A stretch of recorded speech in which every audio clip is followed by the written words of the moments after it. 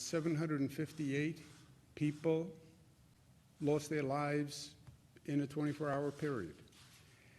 I speak to many families who are going through this, many people who lost loved ones.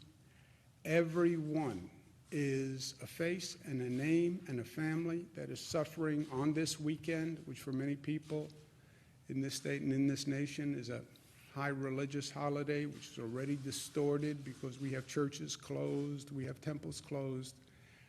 So this is truly tragic news, and I want every family to know that they're in our thoughts and prayers, and we're sorry that they had to go through this, and I want them to know that New Yorkers did everything humanly possible to be there for their loved ones and try to save those lives. And we're proud of that. You see also a flattening in the number of lives lost at a terribly high rate. But if you look back over the past several days, you see there's a certain continuity to that number. Again, that's the one number that I look forward to seeing drop as soon as I open my eyes in the morning. And it has been flattening, but flattening at a terribly high level. Again, to put it in context, 9,385 lives lost when you add those from yesterday. Put in the context of 9/11, which was supposed to be the tragedy of my lifetime, 2,753 lives lost. We're now at 9,385.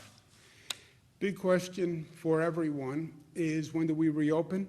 People want to get on with their lives. People want to get out of the house. Cabin fever. We need the economy working. People need a paycheck.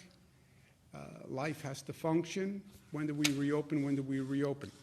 Look, the answer is we want to reopen as soon as possible.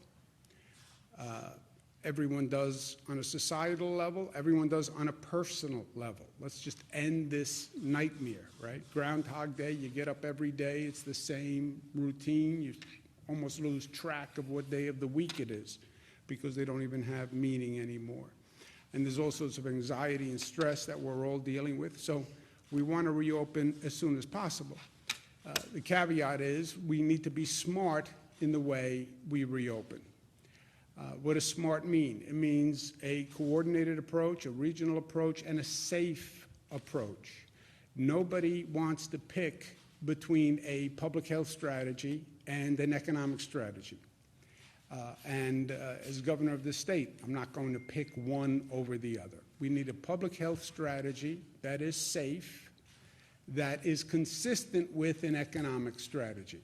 How do you reopen, but how do you do it in a way that is smart from a public health point of view?